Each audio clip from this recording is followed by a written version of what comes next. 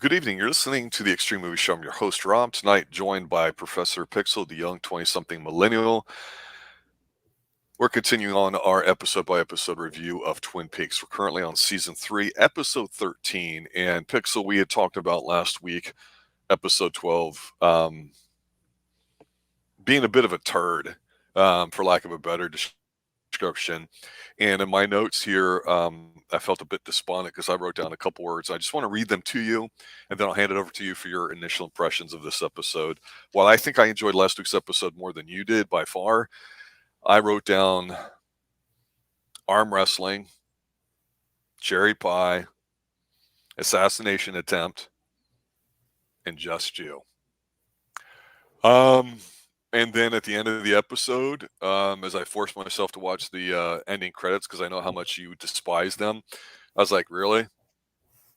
And then I wrote down, at least we got Big Ed, which I think is going to be the summary for me for this whole episode because I think it's one of the worst episodes of all time, especially in this season. It's horrible. It's disgusting. I did not like it for a lot of reasons, as we will get into momentarily. But obviously, you seem surprised. So what's your initial take? Well, I'm actually on the opposite end of things because I thought last week's episode was a disaster. Nothing made any sense. We barely got any of the stories that we were following, but this week remedies that, and it has a silly way about it. But this is Twin Peaks; we're used to that.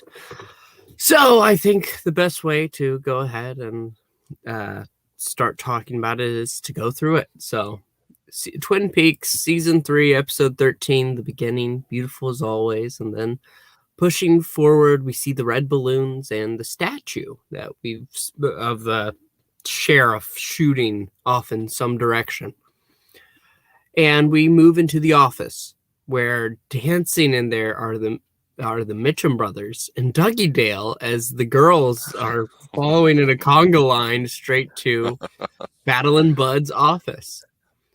They bring gifts, and Tom Sizemore, I think his character's name is Anthony, is horrified to see them in there because he was supposed to be dead. He doesn't know what happened.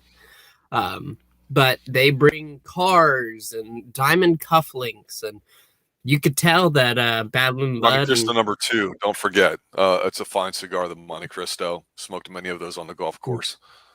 Yep, and they are feeling very generous right now and saying, for what you've done, absolutely. So you're the best insurance company ever. We then cut back to Tom Sizemore, who is hiding under his desk as Dougie Dale and the Mitchum brothers are conga lining out of the office. And he's calling Mr. Todd, who we haven't seen in quite a few episodes, and saying he doesn't know what happened. This shouldn't be possible. He should have been dealt with.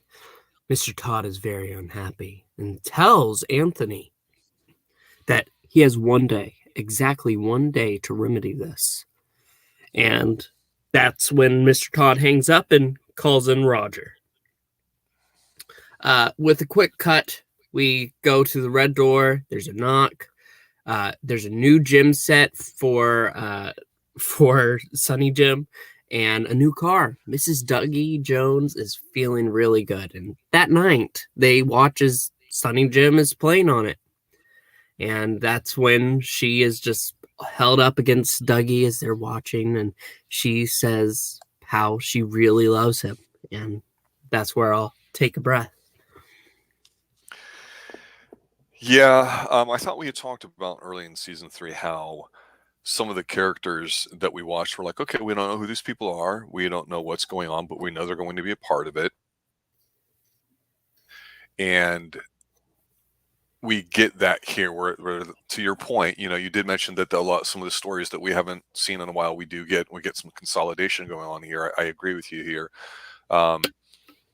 Sizemore, I will just say this, I think actually is fantastic in his role, especially a little bit later with the scene we're going to talk about.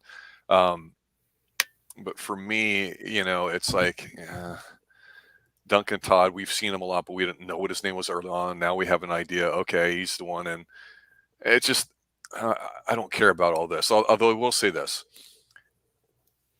Sunny Jim, that's a pretty sick play set he's got with the flashing lights, and then I just started shaking my head here, and this is when wheels started to come off early on because we're not even 10 minutes in because, he's playing on it, and it's got all the custom LED lights on there too, and of course, if you're watching it, and I had to go back and pause and rewind and just say, "Is that what I think it is?" So it's just kind of like a jungle gym or whatever, and it's kind of nice looking. And he's just jumping around. He's got a little trampoline, but he's also got a searchlight that's just moving back and forth like it's a friggin' discotheque. It's I just it didn't work for me. But here's the thing that I thought was interesting or thought could be interesting. Talked about how Dougie Dale's wife, how she's kind of been the strength because Dougie Dale's just like adamant. It's like he's almost mentally challenged, let's say, and everyone seems oblivious to him, and he just repeats everything. Whatever we think of that character is fine, but getting all these gifts due to him being still around and all the money that he had returned previously, Jenny just looks like now she's a friggin' gold digger. Whereas before, I was liking her character because I thought, oh, she stood up for the family. She seemed, you know, she seemed like a good supportive woman, but now she's just going ape shit because she's got the new playset and the convertible Beamer and the scene coming up here and all that too. So I don't know if Janie E's character is going to do anything more for the rest of the season or if it's supposed to pivot, but that's the vibe I started getting from this episode. I always kind of wondered a little bit because he does make good money, but then he's also running around on her and stuff like that too. And frankly, the old real one that's not around anymore was kind of a schlub, whereas this new one's a little bit better looking. We see that. So my opinion on Janie E is starting to turn, and that's not necessarily a bad thing. But what is bad is the next scene here where Doppeldale, I thought, no, Devil Dale, but Doppeldale's what we've been calling him. He arrives at this location, and it's kind of a neat setup where he pulls in, and a group of all these people and all these thugs are sitting there watching him on like this probably 120-inch HD TV, and I'm like, oh, Montana, where are we at? And I'm thinking, oh, of course, an extremist group type situation because he pulls into this concrete bunker, and he gets out. And there's a really tall, buff-looking dude standing next to Ray, who's one of the assholes that early on I thought did a great job of seeming like he was an equal across Doppeldale. But there's this nice little conversation because he's like, "Hey, I want to talk to Ray," and Ray feels like, "Okay, we can do this." And then, like I said, things really start to go off the rail because we're like, "Okay, now we're getting some Doppeldale. We're getting closer to Twin Peaks." He takes the elevator up. He's surrounded by all a dozen men or so in guns. Looks like a militia group. And it turns out that Ray's the boss of everybody because nobody can beat him at arm wrestling. No, Renzo. So or Lorenzo, excuse me. So it's you get the hype guy, if we want to look at this in sports terms, the guy talking about all this and giving a story. And I'm like, all right, it's gonna go there, and so sometimes if you start feeling a little bit pained, you're like, bring on the pain. I'll take more of it. And for arm wrestling, I will take some pain. Not that I'm popping for it or whatever, but this just dragged on and on and on. Was completely unnecessary. I just don't know how allegedly smart people like Lynch and Frost have said, "Hey, I know we'll get him one step closer to Twin Peaks by introducing arm wrestling." I mean, it sounds funny and it sounds cool talking about it, but watching it, I went, "Are they really going to do this? Really, really going to do this?"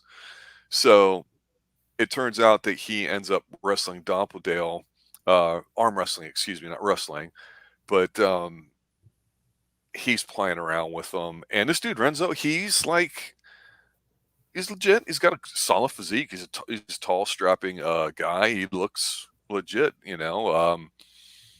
Doppeldale just looks not petite next to him, but you can definitely tell there's a size difference there too. But you know how it's going to end, and it's going to end with Doppeldale making a bet that I don't want to be your leader, but if I beat you, I want Ray.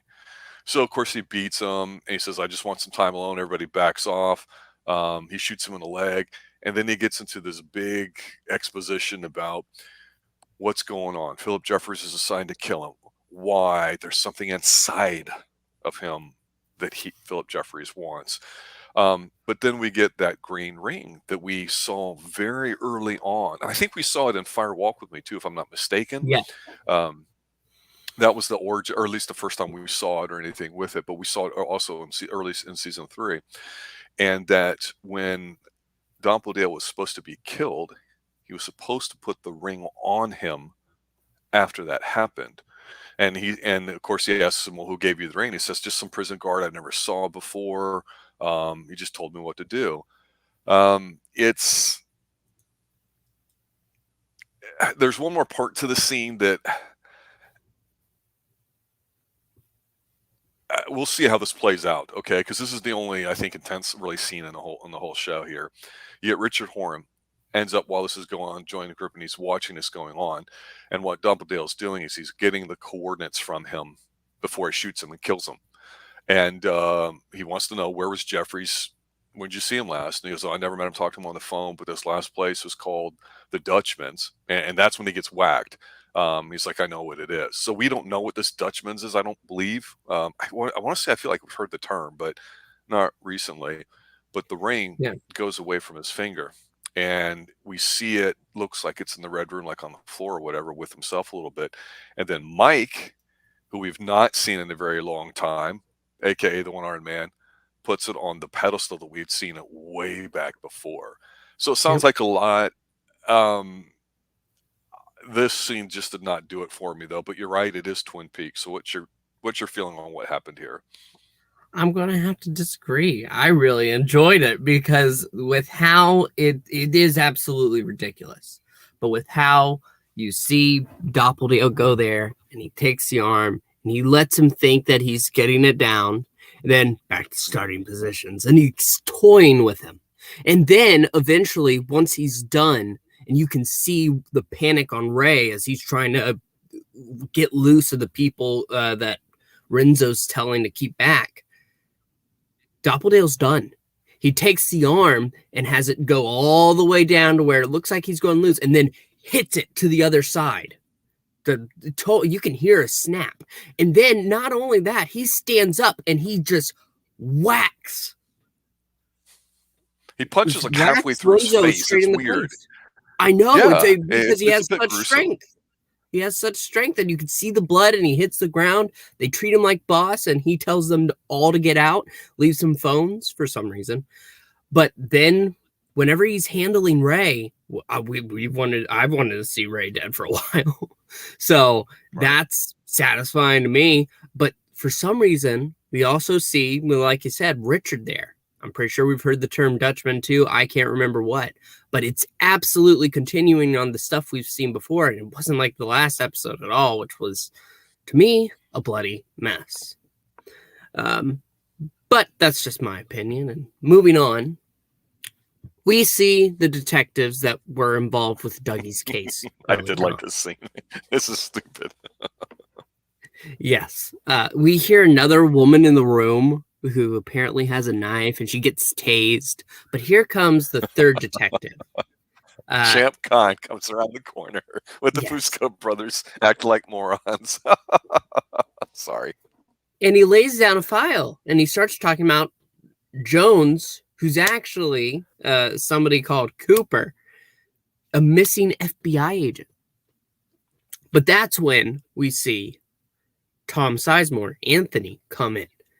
And he asks for Detective Clark. He goes out back, and Detective Clark isn't happy to see him. But he asks how he could quietly, kind of deal with a person. There's a substance they can use, acetone, I think they believe they called it. Accutane. And Detective Clark... Detective Clark says that I'll get it for you, but it's going to cost you $5,000. And Tom Sizemore says, I'm good for it. I'll get it. And as Anthony's leaving, Clark turns to another detective who comes and asks and says that Sizemore is cracking. And the other detective says he'll call Mr. Todd. And the whole time they're just, I just want to say, they are like making fun of him, calling him a chicken shin, stuff like that, because he's taking the coward's way out, poison. There's also another quick scene right here with the couple from the last episode. I can't remember the name. I think one was named Tasha. Hutch I and think Chantal. Chantal, that's right. They're driving, talking about Mormons. That's it. It's very random, but at least it's connected to something in the previous episode. And Well, that's it's when Tim Roth, and so they're driving somewhere at night and eating food, because that's what they do. Is I think they're eating like almost every scene in the show. well, you got to get food. But that next morning, Dougie Dale is dropped off. Wife opens the door for him, and he's learning to get moving. With just a push, he's out of there. And there's Anthony waiting for Dougie Dale.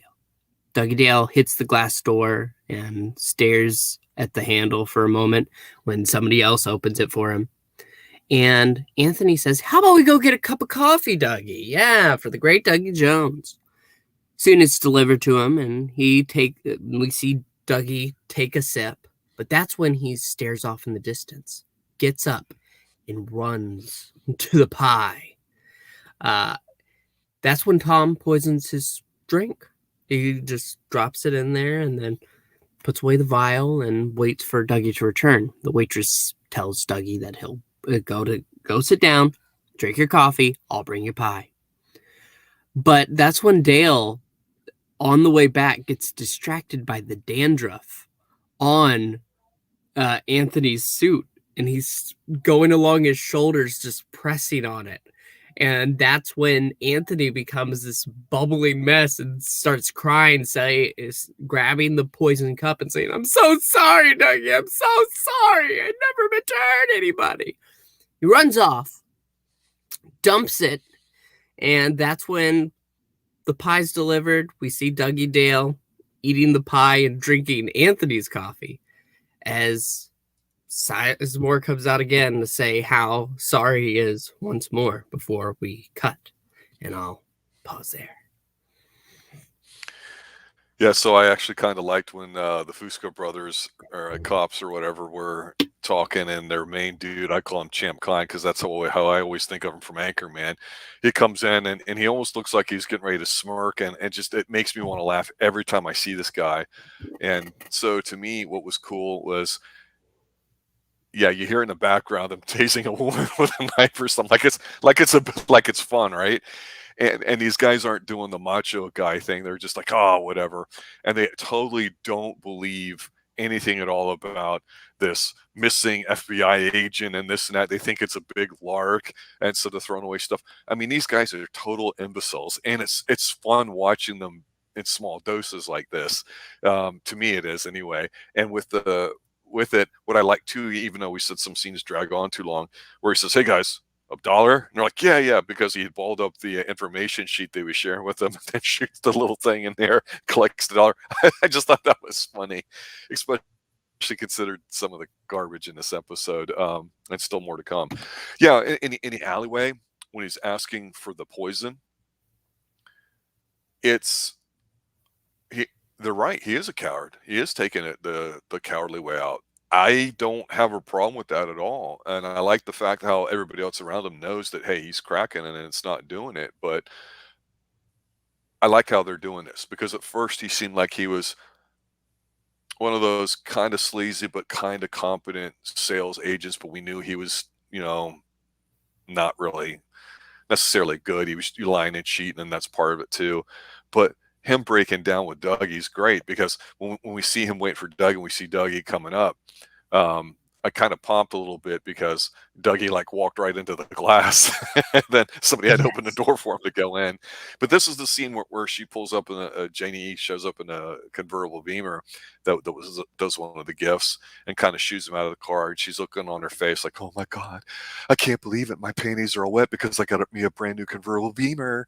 It's like, whatever. She's cute as a button though too, and she's been a really good character. So I don't know what's going to happen with her. I hope it's one way or the other, where either she's going to be a complete gold digger and get pissy at the end, or she's going to be this solid one, because it's, I don't know, just it's a little, I don't know, they treat him like a kid and they act like it. And as long as Dougie Dale's been giving her toys, she's fine with it. She doesn't care about the real problems. She'll handle them herself. But that's love. I like this coffee scene because one, earlier in the season 3, we've been to this coffee place. This is where we saw Mike, the one-armed man, where Cooper or Dougie Dale had a vision of him earlier on. So I like it when we introduce something like this early in the season, or at some point we come to it a little bit later. And the lady who's Pie serving that saved him, his life. yeah, she's cute as a button. She seems real nice and friendly. And I thought, wow, I don't know anything about her. She's obviously not integral to this at all. But I thought this is a coffee place I like to go to because she's just warm and pleasant. Some coffee places, especially here in Central Florida, we got 10 on every street corner. Some they just act like, you're doing them disservice by showing up. At other places like this were nice and intimate. This was one of the best scenes in this episode to me, and it's part because of her. It's not because of Dougie Dale, but when he looks at the cherry pie and stares at it, she's like, "Oh, go sit down. I'll bring you one." And gives him, of course, the opportunity to poison his coffee and her to bring the pie out. This is a nice scene. This was done very well, and just him staring at the pie. It's like, okay, now we're honoring some of those Twin Peak things that made me feel like it. But I will say this, when Dougie walks back and she's getting ready to bring the pie out and he sees his dandruff, it was weird because I thought, is he massaging him? Is he still nervous and tense? That's why he's crying. That's just kind of what it looked like in a weird way. But I love the fact that he breaks down here and totally loses it because one, you don't expect this, right? He kind of is a chicken shit a little bit, but the guy who's urinating when in the stall when he runs in there and he dumps the coffee out in the urinal, he's like, "Oh, it's that bad, huh?" I thought that was kind of funny. And Dougie's just eating a pie, has no idea what the hell's going on. That is classic. I thought that was really good. Then we get a cut to another impossibly gorgeous looking woman. And of course, that is, I'm talking about Shelly. We see her at the Double R Diner where she's working the station. She gets a call from her daughter. I think it's Rebecca or Becky. And last I think we saw her, she was driving off with her boyfriend, Steven, and they were both high as a kite or whatever. And they'd given her money. So they were enablers basically. But Becky's whining about how Steven's been gone for a while and she's worried about him. She's like, "Well, come on in, have some pie. I'll make some time for you to talk or whatever." So we're like, okay. It's not a big scene, but it does feel like we're getting to Twin Peaks. And one of the things about these episodes that I do like is the way I mentioned before with the season that you didn't, was that I like how we started away from Twin Peaks and we're working our way getting towards it because it's an anticipation, it's a buildup. And then similarly speaking, in individual episodes, we seem to get that, not all the time, but a lot, where like here, this started away from Twin Peaks, but now we're getting closer to the end of the episode. We're getting closer. We're finishing up at the diner. It's drawing us in literally over the big, macro scale of it, and also the individual episodes that make it up because we get to see her in here, and we're going to see a little bit more some stuff in here. But there is a quick cut here, which I'll discuss and then pause. And it's where in their boss's office, Mr. Mullins, the boxer. This is where, so again, Sizemore does this great. He breaks down even more crying and he just lets everything out. And it's a sobbing mess talking about how he did this wrong and that wrong. And of course, he's like, "Yeah, I know that because Dougie Dale told me everything too." And he's like, "Well, will you even testify against him?" And he's like, "Yeah." And it's like, okay, what's going to go on here? And I gotta say, this whole little angle I wasn't really crazy about, but I liked it better than the Hitman stuff. But I think having a boss like this who's a solid person, it seems like to this point, is different because most bosses, are cowards or whatever like this. And here we get a top salesman guy who's a sniveling piece of shit, whiny ass, who's breaking down. He's like, "I just want to make everything right. I haven't been able to sleep for weeks. I've been vomiting blood." I mean, it's so pathetic. Sizemore nails it in the scene, and I give him a ton of credit for it. I did like this little part of this episode here. What's your take?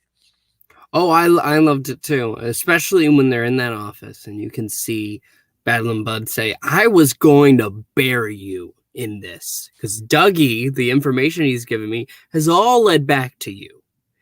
But if you're willing to testify now, then we'll work something out.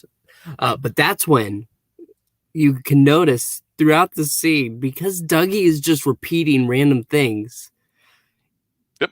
he is it's making Tom Sizemore even shrink further into his seat. It's hilarious. I couldn't help but enjoy it. But moving on from there, back to the double R, where we see Bobby, and he sits down, asks for the usual. Then he, while he's waiting, he goes over to Norma, and we see Ed. Ed is sitting there with her, and Big Ed Ed. tells him, Yeah. "Yeah, we haven't seen him this entire time, but there he is." Big Ed tells him to go ahead, just sit on down, or you can join him. And that's when he asks what's new, and Bobby says they found some old things of his dad's, Major Briggs, but they don't know exactly what yet, but they'll find out. And that's when Norma gets up to go get Ed's dinner, and Ed tells Bobby pretty much nothing's going on. He's not interrupting anything.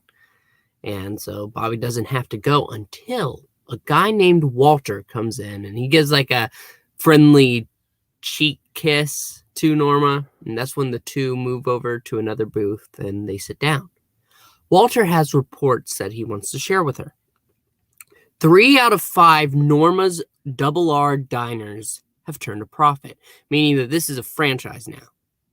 And she looks at Ed while he's going on about the business side of things and saying how actually the diner here in Twin Peaks isn't turning a profit. That somehow, with whatever they're costing, per slice, it costs them more to make than it does to sell. And that's when Norma says, well, I've heard about the other places, and they just don't have pies like us. That's what I've heard. And this guy says, well, the alternatives could be responsible, but you have to take from a business standpoint what is there. Sometimes they're following the recipes to the letter. It's just something along the way. But that's when he mentions to her that he wishes to change the name too. This is the only Double R diner that doesn't have Norma's name on it. And she's saying, well, it has a rich history. It's been the Double R diner for years now, and I don't think I don't think that's a good idea. Walter says, well, we just know that people respond better to your name, and so it might be better if it's on it. Then he asks if they're on for dinner later, which it looks like they might be. And I'll take a breath here so that way you can get to your girlfriend. Huh? What? Oh. To me, like I say, I like that we are getting close to the end of this episode, and we're getting closer physically to Twin Peaks with some of the stuff too. I really like that as the setup here. And the scene we saw earlier was with Shelley was during the day when she got the phone call, and this is just later in the day, so it's at night. We hadn't seen Bobby too often or whatever. And when I saw Ed, when the camera panned over and he's sitting down there with Norma, I kind of popped. I was like, oh, Big Ed. I was kind of good to see that. And I'd mentioned to you before earlier on that I like where sometimes we don't show you everything. You piece out some of the characters that you may use for whatever reasons. Obviously, he's aged or whatever. I did want to point this out about Norma. This lady was married to Quincy Jones for a while, had a couple kids. She died like a couple years after this Twin Peaks season 3 film, but she's about 70 roughly, I would say, here during it. She's just she's a natural beauty. She's very attractive. You look at her and she goes, wow, she looks like she could be 40 and some of the things, and she doesn't look completely beat up with plastic surgery or something that went amiss or whatever. So if she's had work done, it was very tasteful. But 70 years old, and she did a couple things after this, not too many things, but the fact that she did stuff on her own way and all that, I give her a lot of credit for it too, because I always thought she had a very nice maternal characteristic about her. However, the word I wrote down for the scene was swerve, because it was nice to see Big Ed. I'm distracted by that. And when this clown comes in, Walter was his name, I think. Yes. She's rubbing his arm after that polite kiss, if you want to call it that, and he rubs her lower back, so they're intimate. I mean, that's just how you have to read it. I mean, if Yeah. that's just, I mean, it was obvious to me, and it should have been very obvious when um, Big Ed got up and walked off with Bobby. I thought, oh, okay, they're doing the correct guy thing, so they could talk. And we don't know who he is, but here's the thing about this character, or two things really. One, the obvious. Oh, we just thought she would still be with Big Ed, right? And she's not. So I was like, oh, okay, this is a little bit of a swerve. This guy, Walter, is apparently the business manager and love interest, which means Norma's really, really stupid and dumb. Okay, that's fine. The franchise angle with him pulling out the notepad, if you want to call it that, I thought was a nice little modernizing touch, if you will, with what's going on. And I like how he explained stuff to her. And I thought, okay, I'm waiting for him to screw her over. But the fact that they're together and he's talking all this stuff, this guy does such a good job of being such an effective salesperson, telling what's going on. He's not negative. He's not threatening her. He's not doing anything. This guy's character is perfectly slick and smooth. And then halfway through, when she's feeling a little bit like, oh, I'm not sure or whatever, explain it to me. It's like, hey, are we on for dinner later? This guy's fucking a pro. So to me, he's completely taking advantage of her, and we'll see what happens. So if this goes anywhere. But it gives them something, right? It gives her a little bit of an angle. We get to see a Big Ed here. I like the scene. I thought it was pretty good. And I also, too, just as a quick aside, I had totally forgotten about it when they made the comment and you referenced it. When they found some of his dad's things, that means Major Briggs. I'm like, oh, can't wait to see more about Major Briggs and that whole angle, because that was kind of really creepy, and that's kind of what it was all about. It was kind of disgusting, but it's what they had to work in story-wise because of the actor's passing too. No, I did not like this guy at all.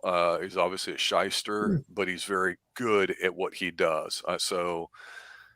Um, this next scene, I don't know where it's going, but you see the I don't want to call it the Drape franchise, but I It's guess the the Drape Drape store, store. Silent Run Drapes. Yeah, Nadine's store, where Nadine sells drapes, and I guess shovels. Or we've seen before this scene where the drape's running back and forth quietly, but it has the golden shovel in the front.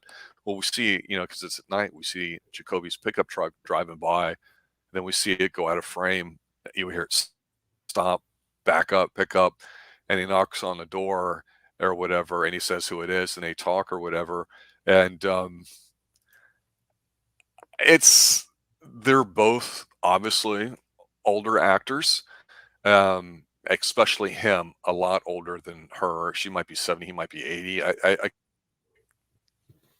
They're not spring chickens.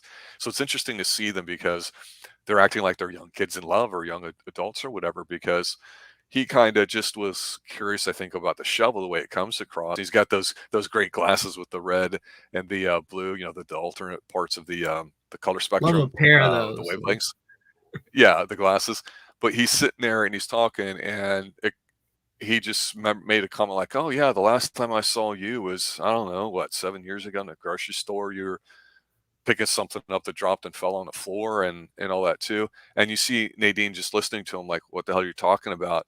But as any man would know, when a woman knows that you remember the last time you saw her in great detail, that means you're thinking about her. She's like, oh, she's got that little thing in the eye. So we have a potential romance blooming here. So I'll pause there before things start getting really weird. Very weird. Yeah, no, it was a good scene. I enjoyed seeing them interact. But we go to a house, the Palmer residence. Sarah Palmer is sitting there watching boxing. We hear static, and the audio keeps resetting. She serves herself a drink, finishes it, gets up, and as she's emptied the bottle, and goes to grab another. We hear some rustling. She brings it back. The TV is still repeating itself. I was wondering if it could be Battle and Bud on there, but I'm not sure. It's old. That's You know all I what? know. I was thinking the same thing, and I think that's a great pickup on your part too, because at first I didn't realize. I'm like, what the hell? Are we supposed to be listening to stuff in the kitchen? Because remember when Hawk showed up, we heard stuff, or he heard Mhm. stuff and we heard it. So I was like, oh, okay, is that a thing? And it's not. And then it's like I don't know what the hell's supposed to be going on here, because it's old footage, which makes me think it's him, but I don't know, because it's black and white and it's the same scene over and over again. It's really weird. Yeah, and when Sarah returns, she takes in and she sits there. She makes another, but then she just sits there a while, staring. Then she gets up again and looks like she heads out of the room. It's not a very long scene. You can feel like it has some length because you're just sitting there and you're listening to the audio repeat over and over, but you're wondering what the hell is going on with Sarah Palmer. Well, all I want to say with this scene is that if you're looking at it, she's got bottles of booze, vodka, the tomato juice. She's got medicine. She's got no less than 3, I counted, cigarette ashtrays, the big round ones that look like dinner plates. And these things are overflowing with cigarettes. I mean, this is like, we're going back to like 1978 in terms of like smoking volume, because I got to give her credit. Holy shit, this is an impressive scene. And there's several. I think there's even hot sauce, I think, on the thing too. I'm like, okay, I give her credit for a very, very strong cigarette game. Yeah. From there, we go to Audrey, and this actually feels far more respectful than the last scene. Why? Because Audrey, while she's talking to Charlie, she's asking, "You're not going to tell me what she said?" And then she's looking around and she says how she feels like she's somewhere else. Someone else, not herself. Do you ever feel that way, Charlie? And Charlie is just sitting there. No, Audrey, I never feel that way. If you asked me, it seems like you're on drugs. You're supposed to be going to try to find Billy at the roadhouse. And Audrey's like, I suppose I can do that. Where is the roadhouse? Is it far? And Charlie says that she knows where it is. And Charlie thinks that actually she seems like she wants to stay. Audrey goes on to say how, no, I feel like both, like I should go, but I do want to stay here. And that's when she's just looking at Charlie and asking him to help. It feels like there's something else going on. It wasn't like last episode where we're supposed to just accept the fact that Audrey is with this scummy little guy. This is Audrey feeling kind of like she's helpless, like she's trapped, like she doesn't know who or where she really is, and something's wrong, which is what I think is supposed to be portrayed to us. So I'm definitely interested in where this is going I have now. a theory. I've got a theory on this. Okay, so if I recall correctly, on the last episode when we discussed this, I said I really liked the scene. I thought she nailed it.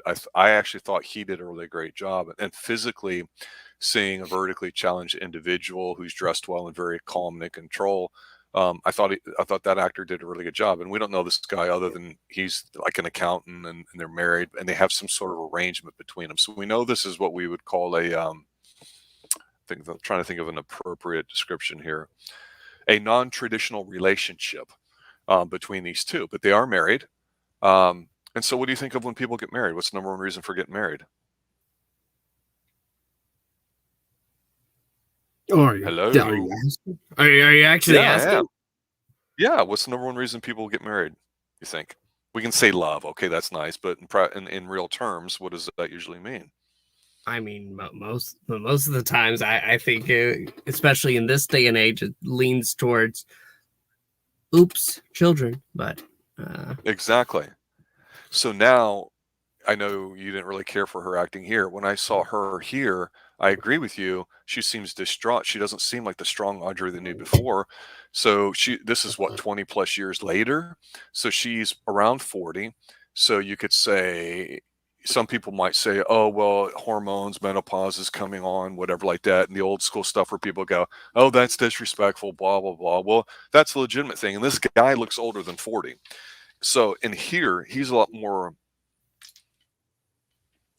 calmer even than the last episode with her. And he looks like he's more in control of the situation, because when she says, well, I don't know who I am, and he says, no, I know who I am. I think that's a great way to describe who Audrey is. Because remember, she wanted to run off romantically with Agent Cooper, an older guy. Then she met with an older guy and lost her virginity on that plane or whatever. She had a little dalliance there. We don't know if the person she's looking for is the same one too. And he's sitting there, Charlie is, and he is calm. He's in control of this scene, especially in this relationship. He's the one in charge. It did not feel that way in the last episode. And she's just beside herself. She doesn't know whether to go or to stay because he was going to take her and all that too. And it's when he made the comment, and you referenced it about being on drugs, the way she's acting, you could legitimately say, well, in today's world where everything is over-diagnosed and over-medicated, ADHD, this, that, whatever, combination of things, who knows? But when he says after all this too is that, and I don't know if he was being mean or this is his way of communicating for her to make her come to her realization of what's going on. This seemed like, to me, a repeated episode. Like if somebody's an alcoholic, kind of know the signs of what they go through. This is what it felt like to me, that they're going through something they've been through several times before, because she doesn't know what to do. He's like, well, you're supposed to go to the roadhouse, see if Billy's there. And she's like, doesn't know. She's finally got her jacket that she last time was hysterical about whether she should find it. And she's like, well, wait a minute, is it far? And he's like, wait a minute, you know where it's at. And it's, once it gets to this part in this scene, it's like, wow, it's not. What I wrote down here, honestly, I'm talking a lot about right now, I wrote swerve times two, because the big Ed Hurley thing, that was the whole swerve with Norma, right? And then now we're getting another swerve here too, where it was set up last time there before with her and Charlie. We're like, okay, is this really how it is? And I'm like, I could see it, but he doesn't want to tell her the story. And she's like, well, what story is that? And he's looking at her and he's not blinking. And they're talking about somebody who lived down the lane. And I'm going, I wonder if they had a child and the child is dead and she can't believe it. Now, I don't know. I really don't know. I've not read ahead. I don't know how the season ends. It sounds like despite their non-traditional relationship, people have them. Those things happen. It's not just an age difference. It's situations. That's life. It seems like this guy really understands her, and it sounds like there's some trauma in their life. And he actually seems like he's trying to deal with the best he can, even if he's a bit of a frump, or she doesn't like him and she shits on him by saying, I'm fooling around on you and this or that, which she probably is. But if she's this hysterical, how true is half is what she's saying? We don't know.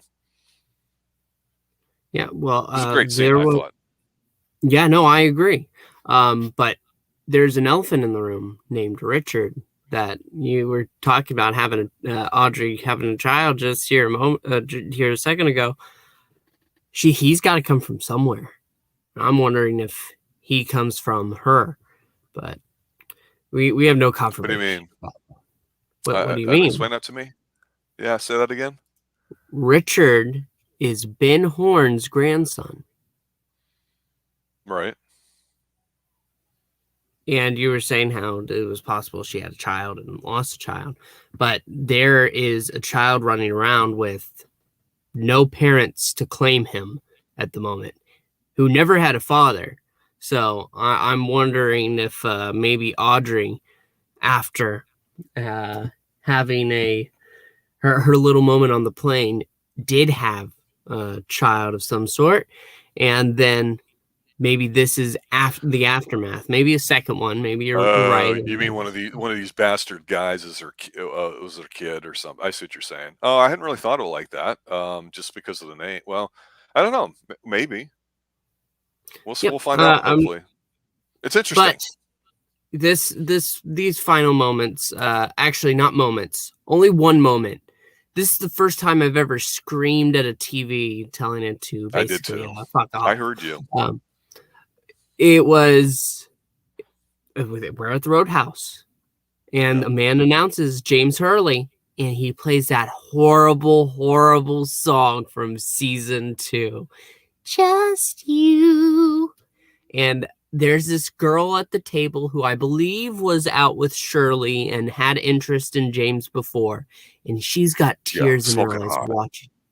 Oh yeah, no, Our panties are so wet right now. Oh my yeah. God. She was just staring in tears as we hear the full extent of this horrible, horrible song.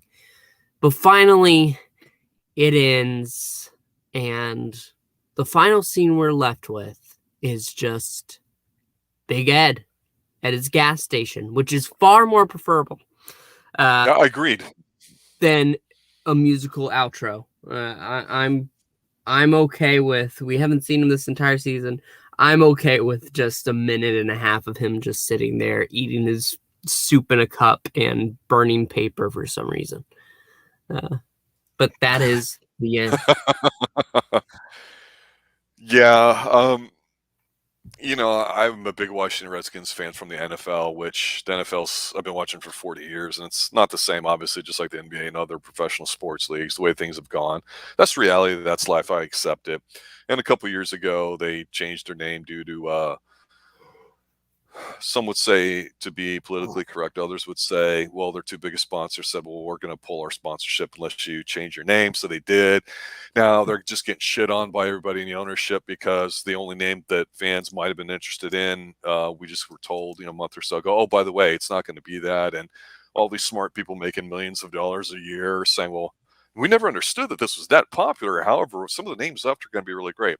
Well, how does this really fit in this episode? Simple. I feel like we got shit on this episode, just like if you're a Redskins fan, you got shit on because we did not see Just You. It was like, well, we got to give him something to do. Let's do it. And this really hot chick, Renee, who's just smoking hot, going crazy, crying at him or whatever like that. It's like, I don't know what the hell they're going to do. I'm thinking Bobby's looking a little bit, I'm sorry, not Bobby. What's his face? Not Bob. We kept calling him Bobby, and it's not. It's what's his face? What's his name? I'm so mad I can't think. Excuse me, James Hurley. Okay. James Hurley's got the Cena look going on, the John Cena "you can't see me" thing too. Look, and it's like it's not a bad look, but it's like I want to see him riding around a motorcycle, having all these hot women be interested in him, not singing this damn song. And then we get Big Ed sucking on some soup. Yeah, we got shit on in this episode, and this is why I wrote down in the description, cherry pie, assassination attempt, Just You, and at least we got Big Ed, because that's how I feel about it. I'm like, we've had some weird stuff. We know we are always going to have a few things that maybe we don't like or don't care for personal taste. Whether they're effective or not in terms of what they're trying to accomplish is a different discussion. So we try to include both in here. I popped seeing Big Ed going, I wonder what he's going to be in, because you feel like, he's still got feelings for Norma because they were high school sweethearts, even though they married Nadine and all this stuff go on. So it's a nice little addition, I think, too.